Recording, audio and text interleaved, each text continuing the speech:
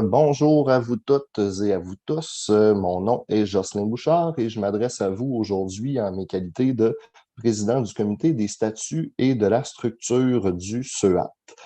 Ou peut-être même qu'au moment où vous écoutez cette capsule, on peut dire le CEJAT, étant donné que le syndicat a changé de nom. Nous sommes désormais le syndicat de l'enseignement de la Jamaisie et de la Bitibi-Témiscamingue. Pourquoi une capsule? C'est qu'en fait, je veux m'assurer que vous sachiez sur quoi vous allez vous prononcer le 8 juin prochain lorsqu'on vous demandera de vous prononcer en suffrage universel sur une modification à nos statuts. La première des choses, c'est peut-être de mettre au clair qu'est-ce que c'est que les statuts, en fait. Vous y avez accès à nos statuts via le site Internet du syndicat. Le statut, comme le nom du document l'indique, les statuts, il faut vraiment le voir comme les règlements. Qu'est-ce qui dicte la conduite du syndicat? Donc, qu'est-ce qu'on a le droit de faire ou non? Pour vous donner quelques exemples de nos statuts, on voit à l'article 107 que le siège social du syndicat est situé à Rouyn-Noranda. Donc, on ne pourrait pas demain matin se réveiller et dire que pour faire plaisir aux Jamaisiens, changer de nom, ce n'était pas suffisant, on va mettre le siège social à Radisson. On ne pourrait pas le faire parce que nos statuts nous indiquent que le siège social doit être à Rouyn-Noranda. Un autre exemple, la procédure des élections au Congrès pour les postes à la vice-présidence et au secrétariat et à la trésorerie ne pourrait pas décider que la personne qui deviendra vice-présidente du CEAT sera choisie par un tournoi de Balma, la Val d'Or, par exemple. Je donne des exemples ridicules, mais c'est pour vous faire comprendre en fait que c'est le code de conduite, c'est la manière de faire qu'on doit respecter. Là, je vous dis qu'on ne pourrait pas se lever demain matin et, par exemple, décider que le siège social se trouve à Radisson. Pour le faire, il faudrait modifier les statuts. Et modifier les statuts, ce n'est pas chose simple. La dernière fois qu'on les a modifiés, c'était en 2018. Et pour ceux qui s'en rappellent, on avait présenté à l'époque une brique. C'est un document colossal. Il y avait beaucoup d'éléments qui étaient mis au jeu pour des modifications. Et on s'était dit qu'on ne voulait plus jamais avoir à refaire cet exercice-là.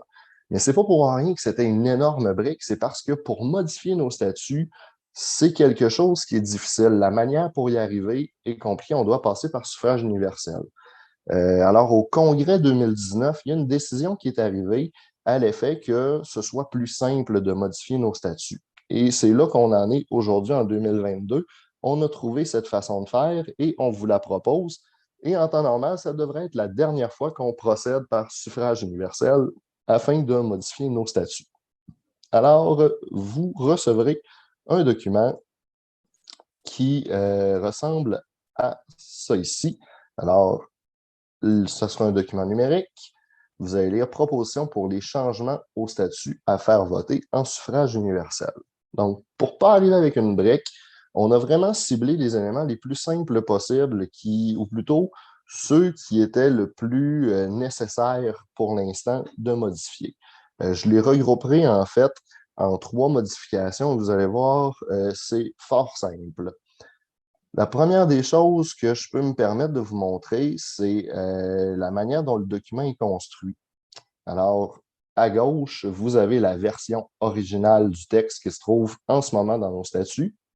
La deuxième colonne, c'est les modifications qui sont proposées à ce texte-là.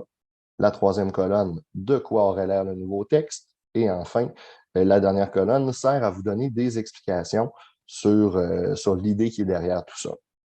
Alors, j'ai décidé de commencer par la deuxième page et non la première, puisqu'on est vraiment ici dans l'idée de changer la manière de modifier nos statuts.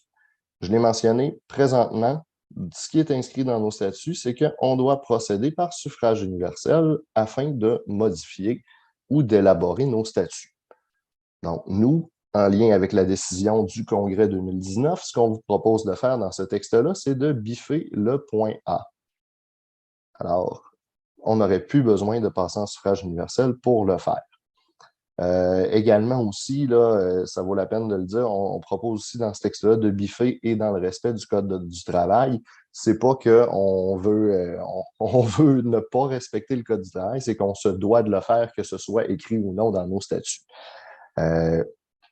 Donc, une fois que ça c'est dit, la modification est là, le nouveau texte, vous serez en mesure de le lire lorsque vous aurez le document devant vous. Donc, ici, c'est à l'article 3.5.01. Les modifications qui suivent maintenant et qui viennent avec ça, je vous les présente. Donc, étant donné qu'on a modifié 3.5.01, on doit aller faire des modifications d'adéquation au chapitre 7 pour les élections notamment. On lisait à l'article, au titre de l'article 706, suffrage universel pour modifier nos statuts, pour combler le poste à la présidence et à la direction de district. Et on a une clause ici qui a été modifiée aussi, qui est nommée. Alors, comme la volonté est de ne plus passer en suffrage universel pour modifier les statuts, on vous propose de biffer cette partie-là et de modifier le 3.5.01 pour faire une concordance, étant donné que le A a disparu. Donc, le B est devenu le A et le C est devenu le B. C'est aussi simple que ça. Les articles 7603 et 7604, c'est la même chose, ce ne sont que des concordances. Et enfin, vient avec ce désir de modifier, de changer la manière de modifier nos statuts. Au chapitre 11, il était dit que pour amender nos statuts, donc toute modification au présent statut devra faire l'objet d'une décision par suffrage universel auprès de tous les membres du syndicat sur recommandation du conseil régional. Ce qu'on vous propose maintenant, ce serait de biffer par suffrage universel auprès de tous les membres du syndicat et plutôt de procéder de cette manière-ci, de le remplacer par de l'Assemblée générale de chacun des districts.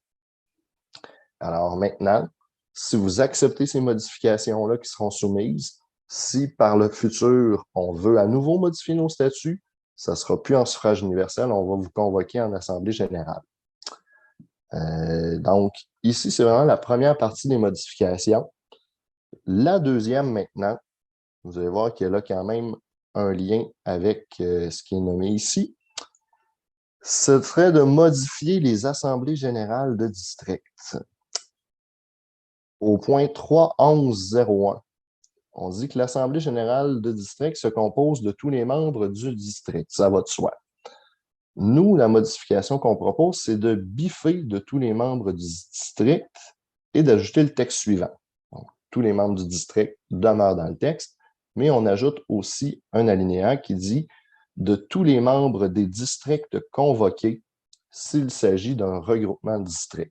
Vous l'avez vu dans les dernières années, lorsqu'on vous a convoqué en Assemblée générale, par exemple lors de la dernière négo, on a souvent procédé en jumelant des districts ensemble pour que ce soit plus simple. Et ce qui nous permettait de le faire, c'était un décret ministériel.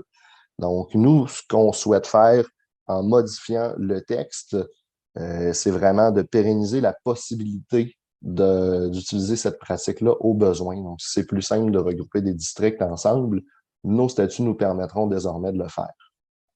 Les modifications à 3.11.02 et 3.11.04, ils viennent avec l'esprit de cette proposition-là, qui serait dans des adéquations pour ajouter des S à district. Et bien sûr, à 3.11.04, elle est très importante. Il faudrait ajouter dans les rôles de l'Assemblée générale de modifier, donc pour la modification et l'élaboration des statuts. Donc, celle-ci, elle est très, très importante, elle est primordiale et j'aurais pu la présenter aussi dans ma première partie sur les modifications des statuts.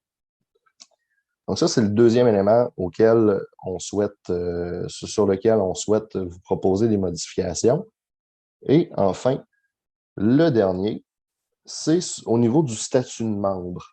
Donc, pour être membre du syndicat, on demandait dans nos textes actuels des statuts de payer personnellement un droit d'entrée de 2 $. Nous, ce qu'on vous propose, c'est de biffer le point B. Donc, on n'aurait plus besoin de demander un droit d'entrée de 2 $. C'est simplement pour simplifier la tâche des personnes déléguées, des directions de district, des employés du SUAT qui ont à gérer les nouvelles adhésions, surtout depuis que ça se fait de manière électronique. Courir après des 2 $, ça devient compliqué un petit peu. Et on va se le dire de toute façon, le nouveau membre va payer des cotisations syndicales. Il n'y aura juste pas à remettre un 2 $. Alors, ça ferait le tour des différentes modifications qu'on vous propose pour le mois de juin. Je le rappelle, ce sera le 8 juin 2022. Euh, Ce n'est pas un menu que vous pouvez modifier. Alors, ça signifie que vous devez accepter en bloc les modifications proposées ou encore les refuser. Bien sûr, je me permettrai de vous encourager à les accepter puisque ça vient vraiment, tout ça ressort d'une décision de congrès 2019 qui vise simplement à rendre notre organisation plus fonctionnelle, plus pratique et c'est ça, c'est de se donner les moyens de faire des choses plus simplement. Donc, je vous remercie beaucoup et puis je vous souhaite un très bon vote le 8 juin et par le fait même une bonne fin d'année scolaire. Merci beaucoup.